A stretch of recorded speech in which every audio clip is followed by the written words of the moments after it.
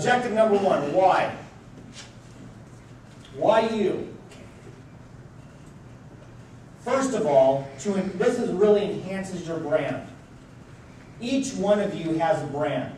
If you're a business owner, you work for a business, or even if you're a nonprofit or in government, you have a brand. What do you think Chris Widener's brand is? Chris. Pardon me? Chris. It's Chris. Chris Widener's brand is Chris. He's a politician, he's a speaker, he consults on leadership. That's what he talks about. His brand is Chris Widener. My brand is Dan Whedon. We use our names.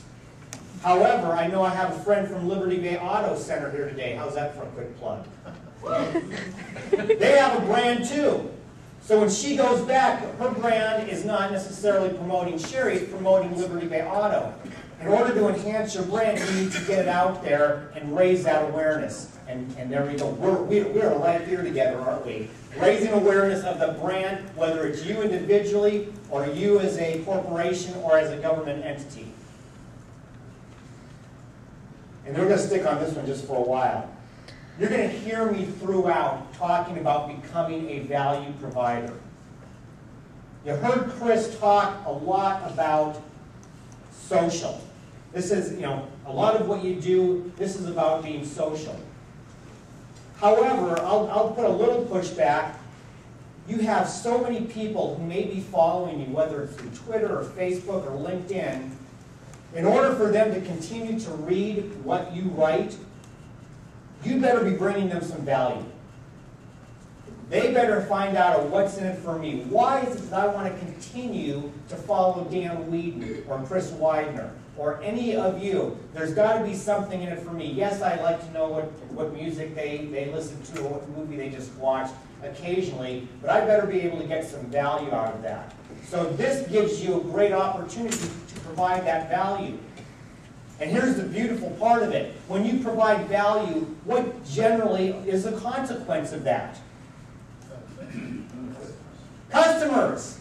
Yeah, if you're giving value continually to somebody, they might say, gee, I'm getting this for free. I wonder what would happen if I paid them.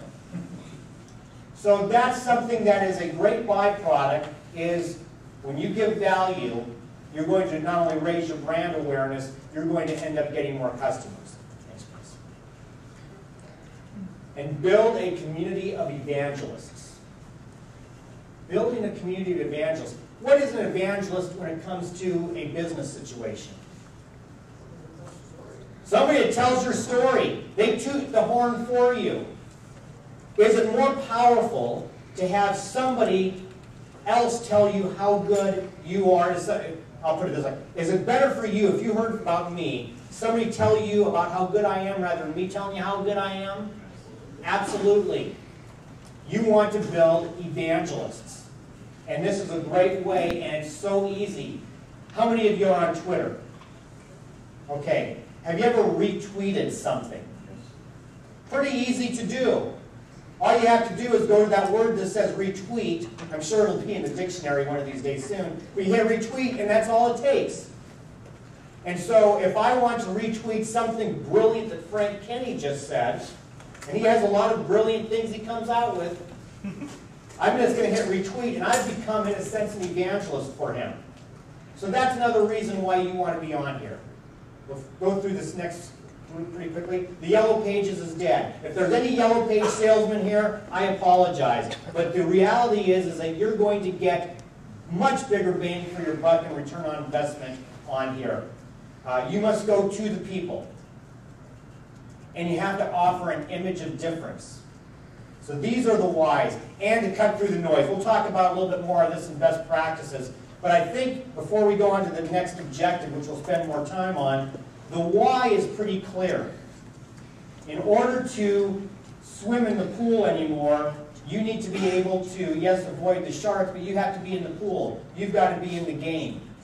And regardless of who it is you're trying to influence, and we talked a lot about influence today, this is a great opportunity for you to influence people. So now that you're going to dive in, let's find out how to keep you safe. Let's reduce your liability. Number one is we want to create a policy. You want to create a policy. The lady in the back who had a policy, ma'am? Yes. How long have you had that policy? I'm just curious. Well, it's a corporate policy. Okay. We're with the government, or with the shipyard actually. Okay. And so it's a NAVSEA, it's a Naval Sea Systems Command. So it's a national policy. Okay, so really you have, that's great, you have a national policy. It's interesting they said you're from the government because those are usually the first people who want to make some sort of a policy, aren't they? Everybody should have some sort of a policy in place. And the important part is that it needs to be written and communicated. But it doesn't have to be painful. It can be 1 page long. The reason, why do you think I say it should be written? There's no, I heard a couple things. Number one, so you can remember it. What was the other one? There's no mistakes later. And if there are mistakes, you have something to go back to. How many of you have ever been involved in any type of court case? Documentation is a good thing, isn't it? Yeah. And maybe they haven't happened yet, but at some point in time, I think there's going to be opportunities where social networking, and whether it's Facebook, Twitter, LinkedIn, Plaxo, I don't care who it is, will end up putting somebody in the hot seat. And documentation will always save your life on that. Electronic documentation and hard copy. Yes, hard copy, at least keeping a few of those out there. We're going to talk about what should be in a policy in just a few minutes, but I want to make sure that you know that it needs to be written and communicated to everybody.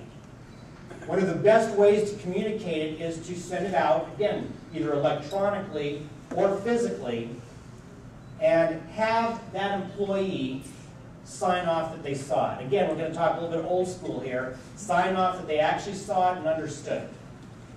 Because the gentleman's question about employees using that on company time, whether they're doing it on purpose or kind of on their own time, that's an important thing that they knew what the expectation was.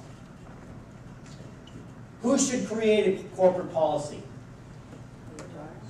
The corporate officers. Do I have any other suggestions?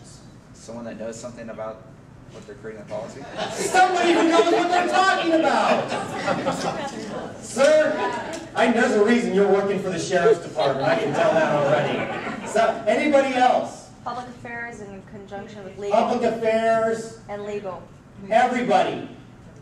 I really think you need to empower your people. And that's how you find the people who know what they're talking about.